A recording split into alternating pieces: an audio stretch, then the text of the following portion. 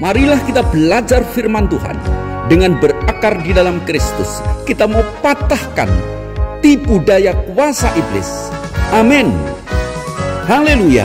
Bersaksi bagi Kristus di tengah dunia ini, dengan berakar, bertumbuh, berbuah dalam Kristus. Mari kita angkat tangan kita, katakan kami perlu Kau Tuhan, kami perlu sentuhan-Mu ya Tuhan.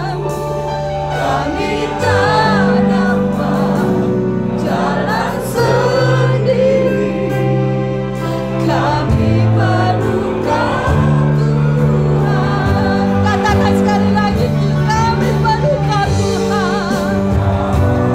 Keajaiban-Mu kami butuhkan, sentuhan tangan-Mu kami tak dapat jalan sendiri, kami perlu Kau Tuhan.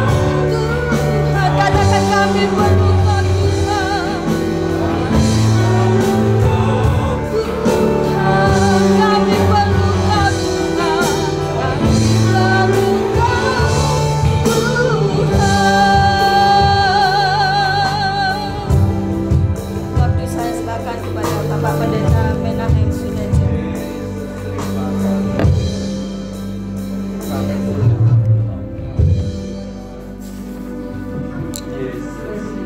Mari kita akan berdoa. Sore hari ini kami mengucap syukur kami boleh beribadah, dikumpulkan Tuhan di tempat ini, memuji, menyembah-Mu Tuhan. Dan sebentar kami juga akan bersama-sama merenungkan sebagian dari firman-Mu. Kami berdoa mohon hikmat-Mu turun atas kami, terlebih lagi Allah Roh Kudus juga menuntun kami, agar kami bisa memahami, dan terlebih lagi kami diubahkan melalui firman Tuhan. Menyerahkan semuanya, termasuk juga hamba-Mu, di dalam pimpinan dan penyertaan Tuhan saja. Terpujilah nama-Mu Bapa. Kami berdoa di dalam nama Tuhan kami Yesus Kristus. Amin. Jemaat Tuhan dipersilakan dapat duduk kembali. Ya, selamat petang dan shalom. Ya, salam sejahtera bagi kita semua. Bapak Ibu Saudara sekalian, tema yang diberikan buat kita di dalam minggu ini, carilah perkara yang di atas. Ya. Kolose 3 16-23. Tema ini adalah sama dengan subnats yang diberikan oleh LAI di dalam Alkitab kita ya. Carilah perkara yang di atas. Kolose 3 16-23. Dan saya akan membacakannya buat jemaat sekalian. Ya, berbunyi demikian. Kolose 3 16-23. Karena itu, janganlah kamu biarkan orang menghukum kamu mengenai makanan dan minuman, atau mengenai hari raya bulan baru, ataupun hari Sabat. Semuanya ini hanyalah bayangan dari apa yang harus datang, sedang wujudnya ialah Kristus. Janganlah kamu biarkan kemenanganmu digagalkan oleh orang yang pura-pura merendahkan diri dan beribadah kepada malaikat, serta berkanjang pada penglihatan-penglihatan, dan tanpa alasan membesar-besarkan diri oleh pikirannya yang duniawi.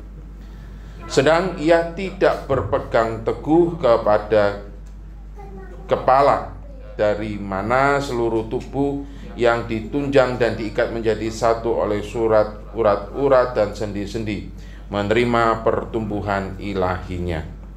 Apabila kamu telah mati bersama-sama dengan Kristus dan bebas dari roh-roh dunia, mengapakah kamu menaklukkan dirimu pada rupa-rupa pengaturan seolah-olah kamu masih hidup di dunia? Jangan jamah ini, jangan kecap itu, jangan sentuh ini. Semuanya itu hanya mengenai barang yang binasa oleh pemakaian dan hanya menurut perintah-perintah dan ajaran-ajaran manusia. Peraturan-peraturan ini walaupun nampaknya penuh hikmat dengan ibadah buatan sendiri, seperti merendahkan diri, menyiksa diri, tidak ada gunanya selain untuk memuaskan hidup duniawi. Ya, sampai di situ pembacaan firman Tuhan kita. Suatu kali Bapak Ibu saudari sekalian ya, dibuatlah sebuah perayaan ulang tahun untuk putri dari satu keluarga. Sweet 17 ya, biasanya kalau Sweet 17 kan menjadi sebuah perayaan yang berarti dan meaningful, kira-kira begitu ya. Wah, ini harus dirayakan ya, mulai dari orang tua semuanya itu mulai mempersiapkan diri. Kadang-kadang mereka berdebat dan ribut. Wah, anak kita tuh tidak suka warnanya merah muda yang terlalu terang, harusnya merah muda yang agak keungu-unguan. Oh tidak, dia suka begini. Ribut warna lah ya, karena ingin semuanya didekor seperti kesukaan putrinya ya.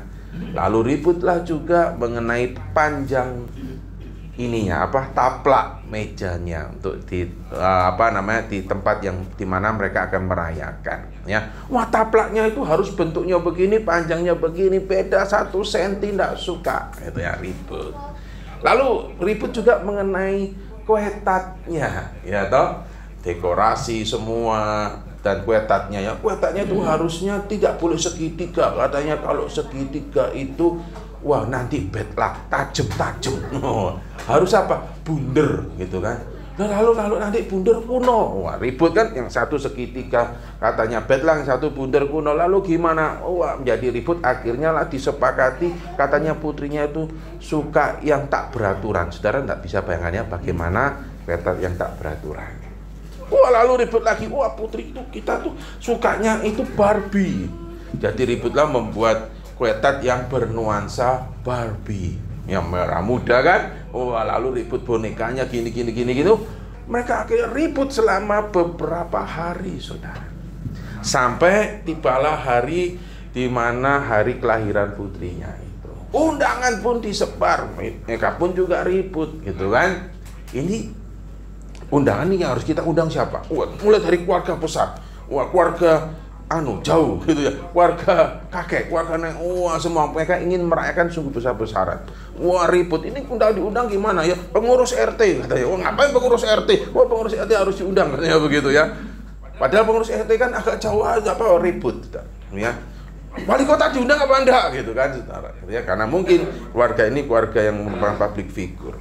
Sudah, akhirnya saya ribut, undang semua sudah. Di hari H itu orang pada berdatangan ya, semua datang ribut, wah hahi senang ya, orang tuanya menyambut gini. Lalu sampai jam yang ditentukan jam 6 itu si MC-nya mulai celingak-celinguk. Lalu MC-nya itu memberanikan diri ngomong sama orang tuanya, maaf ya, yang ulang tahun siapa gitu kan. Kaget kan, loh yang ulang tahun putri saya katanya begitu kan. Masa Anda tidak kenal putri saya itu loh, fotonya besar itu loh di depan. Bukan, yang ada di foto itu orangnya yang mana ya gitu kan. Lalu mereka mulai bingung, iya ya, mana putri kita. Ternyata saudara di hari itu, beberapa hari itu mereka itu lupa kalau putrinya itu sudah sekolah di luar kota, lupa dijemput ya. Lalu mereka kaget, oh iya putri kita di mana? Selama ini mereka ternyata tidak peduli dan tidak pernah ngabar kalau putrinya itu sudah ngekos di kota lain, sudah kuliah. Gitu ya. Lalu akhirnya ditelepon, ini kamu di mana? Emang kenapa? Wah, putrinya agak sebel kan. Ternyata saudara, selama ini mereka itu sibuk mempersiapkan pernak-pernik Sweet 17 putrinya tanpa tahu putrinya itu ada di mana. Konyol kan cerita ini ya, kelihatannya konyol. Wah Pak, ya enggak mungkin lah kita orang tua masuk sampai enggak tahu kan putrinya ada di mana begitu ya. Tapi tahukah kita Bapak Ibu, pernah seringkali kita mendengar di salah satu pusat perbelanjaan ya, semoga ini tidak terjadi di sekitar ibu-ibu, bapak-bapak sekalian. Kalau ada terjadi bukan maksudku loh ya, nyinggung. Berapa waktu yang lalu saudara, sekali tiba-tiba lagi di salah satu pusat perbelanjaan itu tiba-tiba terdengar announcement, bagi orang tua yang anaknya tertinggal gitu kan, pernah enggak dengar gitu ya? usia 3 tahun gitu ya, harap datang ke itu yang pengumuman itu kan, nanti dengan menyebutkan ciri-ciri dari anak tersebut. Mereka tidak mau ngomong anaknya laki apa perempuan, tapi kalau orang tuanya datang gitu kan, disuruh nyebutkan ciri-cirinya supaya apa? Supaya tidak ada keliru dan tidak ada penculik anak. Tapi yang menarik, ada anak 3 tahun itu sampai tertinggal di mall, ya kan? Isenglah saya, gitu kan? Nah, saya coba pergi ke situ, tapi tidak ngomong itu anakku, gitu kan? Saya cuma hanya melihat dari kejauhan. Tiba-tiba tidak lama ada 2 orang bertengkar, saudara. Kamu main handphone terus, anak tidak mau urusi, gitu. Yang satu, nah kamu, gitu kan juga main handphone terus. Suami istri kayaknya kan, laki dan perempuan, saudara bertengkar. Yang menenangkan satpam. Udah pak, bapak sekarang anaknya kayak gimana gitu kan, udah tumbuhkan ciri-cirinya gitu kan. Ternyata mereka juga agak lupa loh saudara. Waktu itu, tadi anakmu kasih baju apa? Lah kamu sendiri masa nggak tahu kita semobil gitu loh saudara, gitu ya. Jadi saya kadang-kadang melihat, ini sebuah fenomena kenyataan. Kadang-kadang artinya apa? Yang terpenting seringkali menjadi yang nggak penting. Yang penting itu ketika kita berjalan kan anaknya, ya toh, bukan handphonenya. Tapi itu kan terjadi. Nah maka cerita tadi di awal, kalau kita katakan Pak konyol, mana mungkin kita menyiapkan pesta tapi kita lupa anak kita sedang ngekos. Tapi terjadi kan, kita kadang-kadang melihat, semoga kita tidak melakukan, anak bisa tertinggal di mall, gitu kan. Kadang-kadang itu kemarin pada waktu lebaran, naik sepeda motor, saudara tahu ya beritanya viral ya, istri ditinggal gitu kan, naik sepeda motor sampai bukan hanya ditinggal 500 meter kan, kalau tidak salah dia itu sampai ke Brebes atau Jawa Tengah baru sadar, loh istriku ketinggalan di pom bensin. Ingat cerita itu? Ya kan? Sajane diterus ngopisan gitu ya. Gitu ya. Viral kan? Sampai lupa dia tuh gonceng istrinya sampai ditinggal di pom bensin. Itu terjadi. Nah, kalau kita juga mau jujur di dalam kehidupan pengiringan kita pada Tuhan Yesus, kita juga mengalami kalau kita tidak hati-hati. Yang kita alami apa? Kita sibuk bicara tentang Tuhan, kita sibuk mempersiapkan acara untuk Tuhan, tapi kita ternyata tidak pernah berbicara dengan Tuhan. Kita tidak pernah mempersiapkan hati kita datang pada Tuhan. Kita hanya sibuk bicara tentang Tuhan, lalu kita sibuk saling serang, hanya menyerang terminologi. Wah, salah, yang betul tuh begini, ya kan? Sempat rame, kita sibuk hanya untuk mempermasalahkan nama Tuhan Yesus. Yang betul tuh Yeshua bin Hamashiach, kalau nggak ngomong begitu salah. Wah, lalu sibuk. Cara sering kali di dalam kehidupan kita sibuk membicarakan tentang Tuhan, tapi kita tidak pernah berbicara dengan Tuhan. Kita sibuk mencari perkara-perkara yang boten-boten, tapi satu perkara, yaitu hubungan kita dengan Tuhan. Apakah betul kita bina, kita pelihara? Nah, saudara belajar dari firman Tuhan di kitab Kolose ini, ternyata hal seperti itu bukanlah hal yang baru. Zaman jemaat di Kolose juga mengalami. Karena itulah Rasul Paulus memberikan sebuah teguran dan peringatan. Kalau tidak mengalami, tidak mungkin dia tulis sebuah kisah di perikop yang saya dan saudara baca. Ya, kalau saudara perhatikan, Rasul Paulus tapi firman Tuhan ini diberikan kepada jemaat di Kolose pada waktu itu, mengatakan ini, karena itu janganlah kamu biarkan orang menghukum kamu. Mengenai apa? Lucu saudara, makanan dan minuman, atau mengenai hari raya, bulan baru, ataupun hari Sabat. Terus jemaat di Kolose, yang Kolose ada juga kota-kota di Asia Timur, yang dimana di dalamnya juga ada orang-orang non-Yahudi yang juga percaya kepada Tuhan, ya kan? Karena Paulus juga melakukan penginjilan kepada orang-orang non-Yahudi. Nah, latar belakang orang-orang non-Yahudi itu kayak kita, Bapak Ibu. Apa itu? Kita semua jujur kan, kalau bicara makan, kita akan bilang gini, semua yang berkaki kita makan. Betul apa betul? Kecuali kaki kursi dan kaki meja. Itu pun tidak kita makan karena itu keras. Kalau empuk ya bisa jadi kita rica-rica juga kan. Mulai dari kaki setengah, gitu, yang tidak berkaki. Apa yang tidak berkaki? Ular. Dimakan, tidak dimakan karena kita, ya toh. Enak loh Bapak Ibu. Kok tahu Pak? Pernah makan saya. Ya kan, digoreng kering. Oh enak saudara.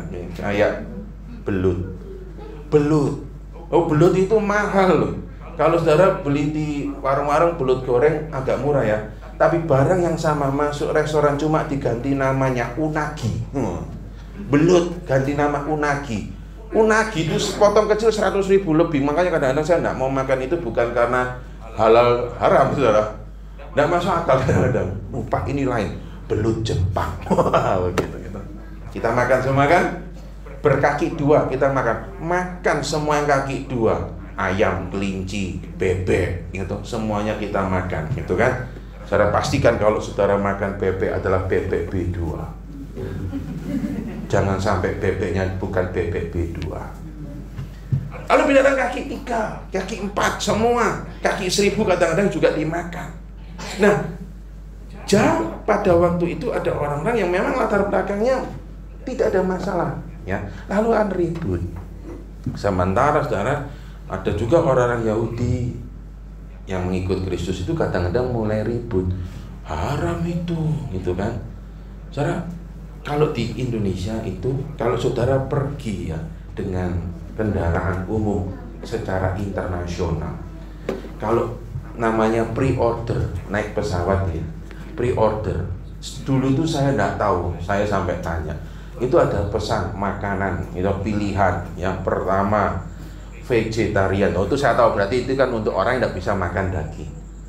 Kedua halal. Oh berarti saya langsung ingat yang halal. Ya jadi ada berapa kan? Ada sebut dengan glukosa alergik. Banyak saudara listnya gitu kan. Yang saya perhatikan itu 3. Vegetarian, halal, sama kosher. Setahu saya kan tidak ada beda halal sama kosher itu ya. Waktu halal saya langsung pikirnya begini, yes, berarti nanti sama penerbangan itu makanannya babi. Nah gitu. Tapi di bawahnya tulisannya kosher. Bingung, lalu bedanya apa? Ternyata halal sama kosher itu beda. Lebih rumitan kosher. Ya. Jadi untuk hari ini tuh ada orang tertentu yang dia harus pastikan makanannya itu tidak bercampur dengan susu dagingnya. Kosher, ya toh?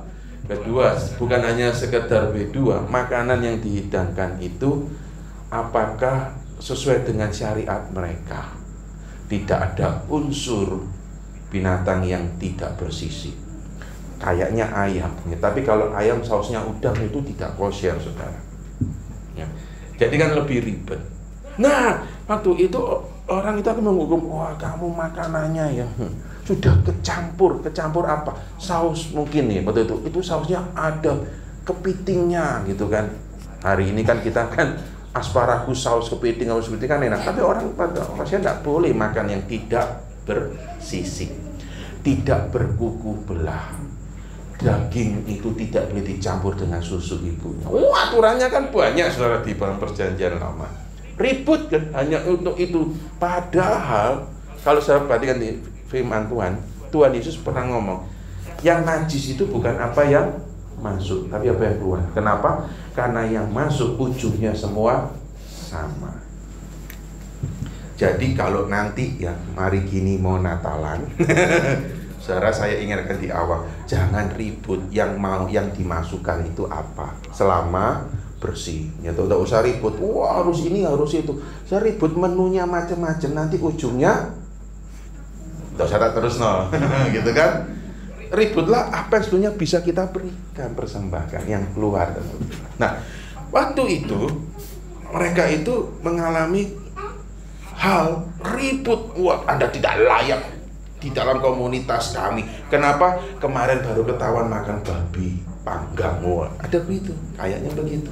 Ya toh, maka itulah Paulus katakan kamu jangan biarkan orang menghukum kamu hanya gara-gara makan minuman.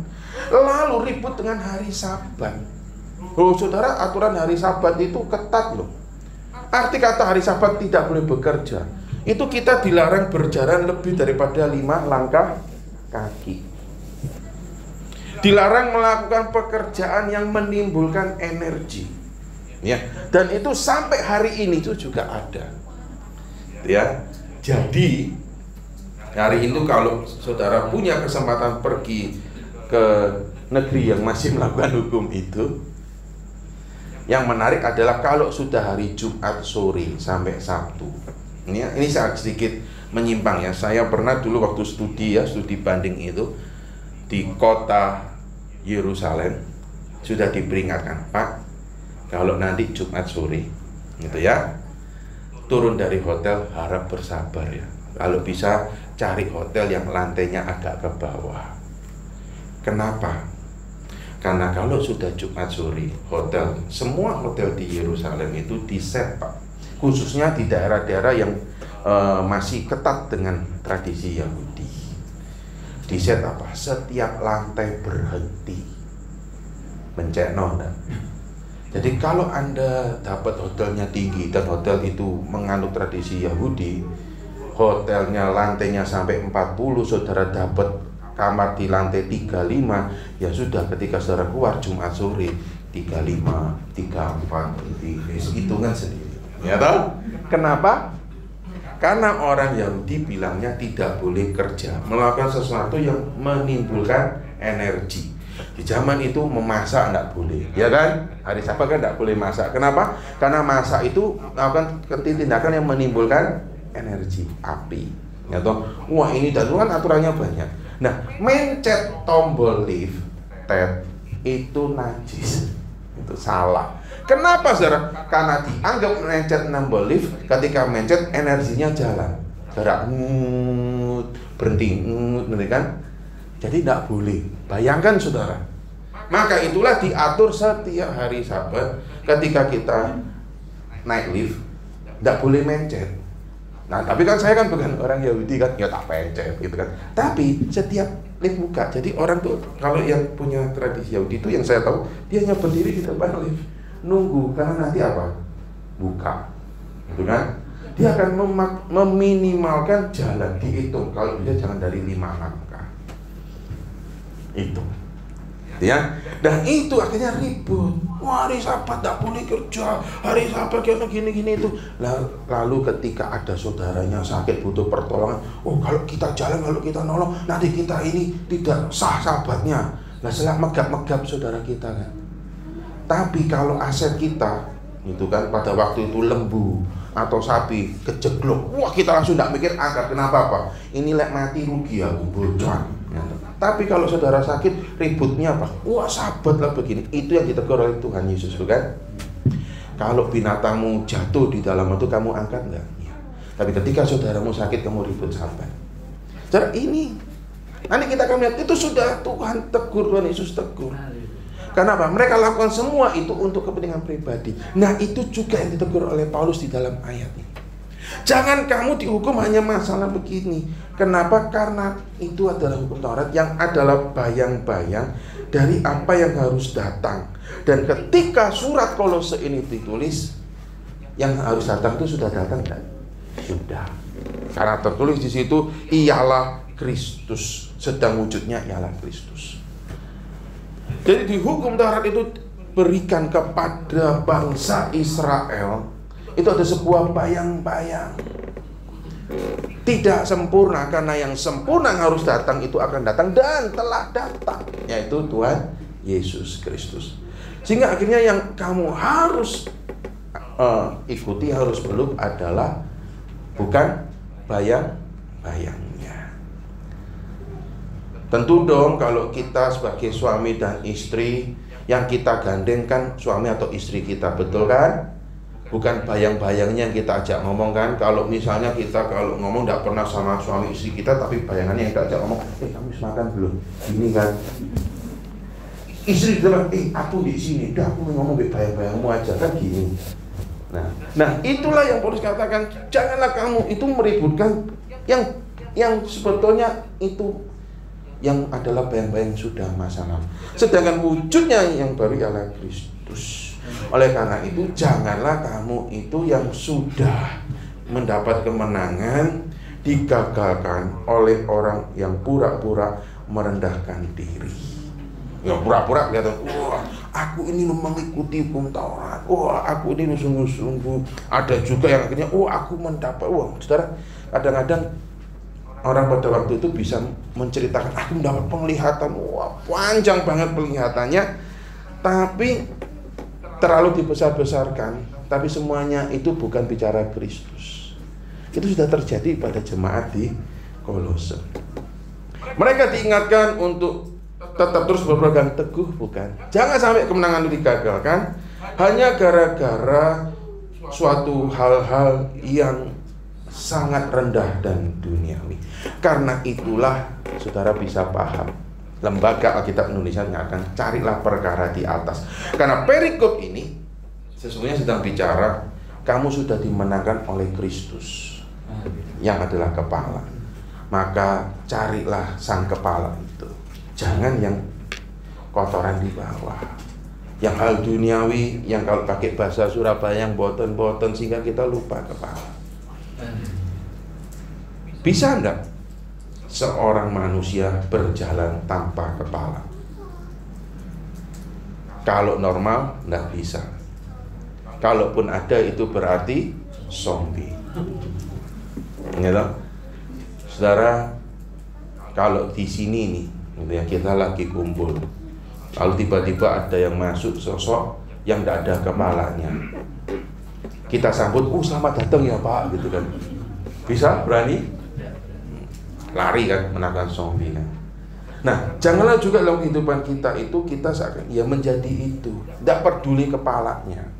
Kita ributkan yang lain.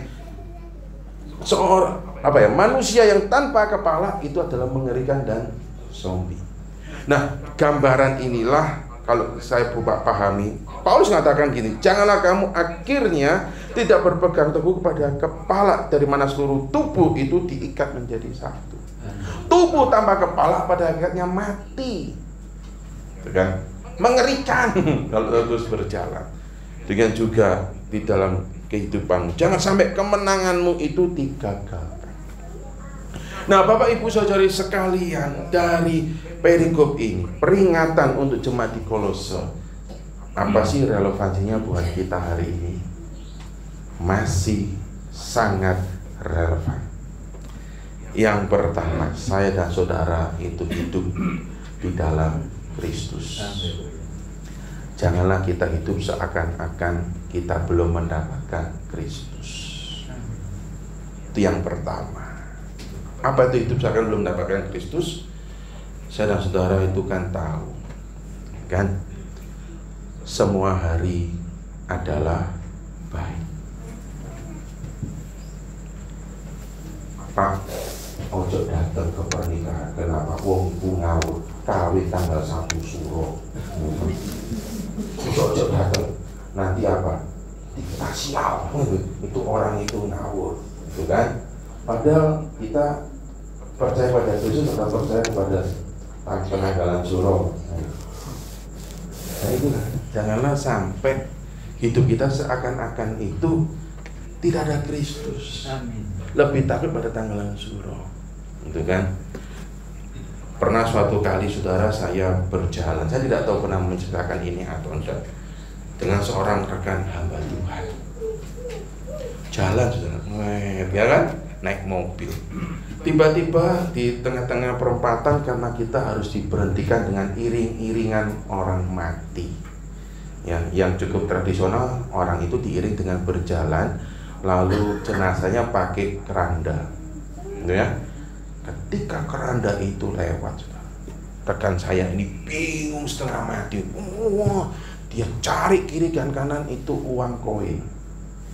Wah, dia ubah semua uang koin dia kumpulkan, dia buka kaca, dia lempar uang koin itu di jalan.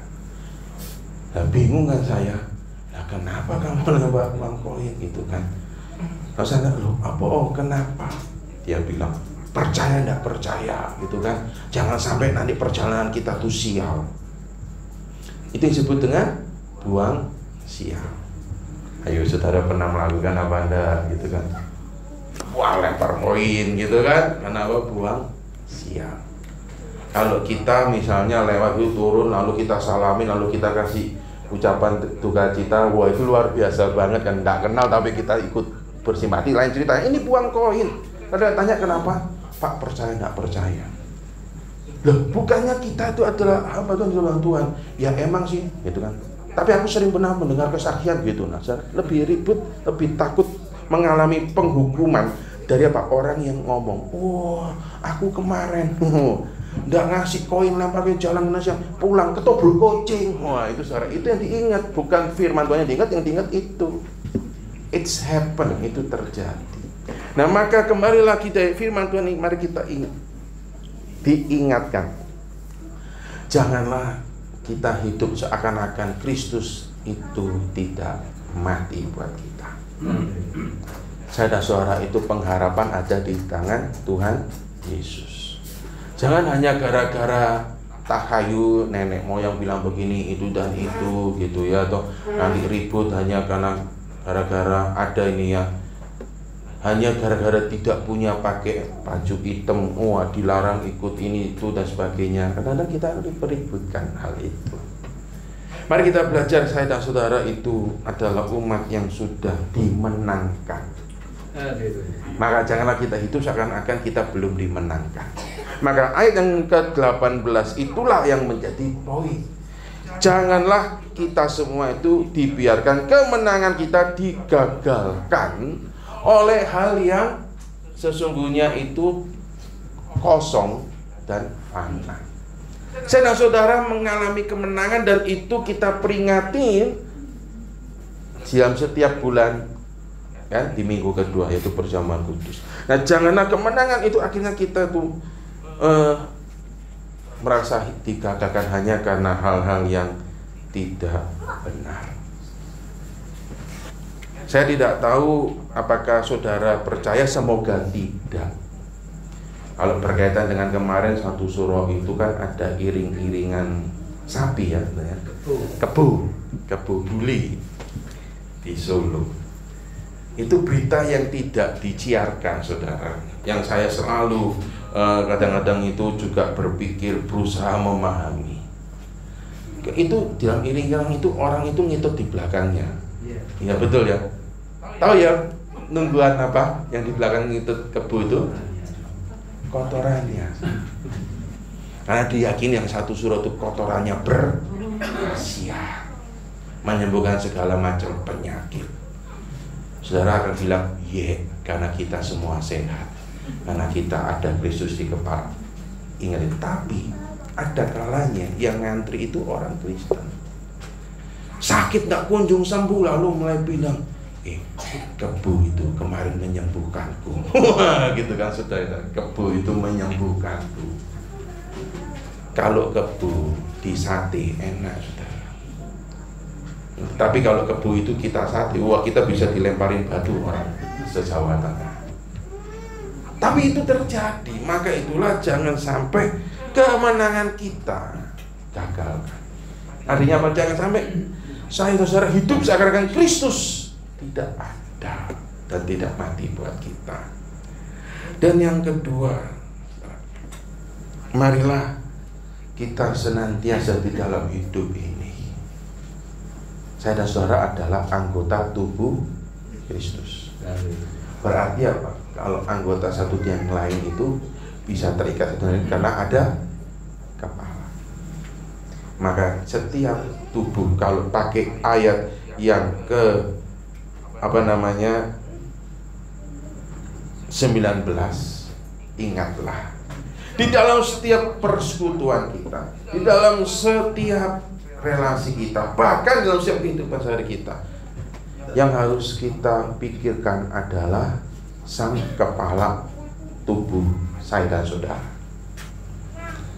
Ketika saudara mulai berinteraksi di dalam komunitas, di dalam pelayanan apapun, ingatlah, kalau udah mulai agak rodok tinggi nadai, belajar untuk mengingat. Apakah sang kepala senang ketika kita itu sedang berurat nadi tinggi? Kita mulai belajar, iya ya. Jangan sampai kita ini ketika hanya karena berselisih, hanya bicara, ya toh, yang satu pecel pakai peyek, yang satu pecel pakai kerupuk gendang. Hanya gara-gara begitu, gak nang gerejo-gerejoan gitu kan. Tuhan Yesus, sang kepala kan sedih. Itu sama saja dengan tangan, ya, tangan kita ini diam-diam tiba-tiba ambil pisau lalu diekrek-ekrek leher kita. Itu kan gini. Kadang-kadang kan kita begitu. Sedang memutuskan sang kepala itu hanya karena hal yang simple. Maka poin yang kedua, janganlah sampai kita itu tidak hidup dengan senantiasa memikirkan Kristus. Sang kepala begitu bahasa saudara adalah Kristus. Maka Kristuslah yang harus senantiasa diutamakan dalam kehidupanku dan kehidupanmu. Saudara, sebuah ibadah ritual atau biasa dengan liturgi itu baik, karena liturgi itu menolong kita untuk kita bisa mengenal pada Allah. Tapi ketika liturgi ritual itu kita ributkan lebih daripada firman Tuhan, itulah yang dinamakan peraturan-peraturan ini. Walaupun nampaknya penuh hikmat gitu ya, seperti merendahkan diri, menyiksa diri, itu sungguhnya semua tidak ada gunanya. Apa sih kayak gini hari ini ketika kita makan ibadah khusus gitu ya, sebuah peraturan liturgi itu baik disusun kan. Wah, nanti jam segini sekian, jam segini sekian kita susun. Wah, nanti ada sambutan Pak RT, Pak RW, Kapolsek, Kapolda. Wah, ini wali kota. Wah, kita bingung semua. Ya, di hari H diteleponin semua. Wah, Pak RT-nya sudah datang belum? Wah, pastikan Pak RT-nya datang. Itu terjadi, tapi tidak di sini kok, ya, di kota lain. Saya pernah kejadian gitu ya. Pak RT ditelepon apa belum? Pak RW ditelepon apa belum? Gitu kan. Wah, lalu hari H itu mereka semua sibuk. Oh, Kapolseknya sudah datang belum? Wah, lalu wali kotanya sudah datang belum? Gitu, pimpinan Forkominda sudah datang belum? Wah, semua dipastikan begitu. Nah, mereka lupa. Nah, pendetanya sudah datang apa belum? Nah, kalau nanti sebenarnya. Selalu kalau sudah gitu nanti kalau sudah datang pendetanya datangnya sendiri gitu kan. Sudah datang sudah baru turun gitu. Dideketin sama panitia. Pak, khotbahnya dulu. Nah, gitu ya. Soalnya Pak ini, kita kedatangan Pak dari pengurus RT. Tidak hanya RT kita, Pak, RT sebelah datang semua.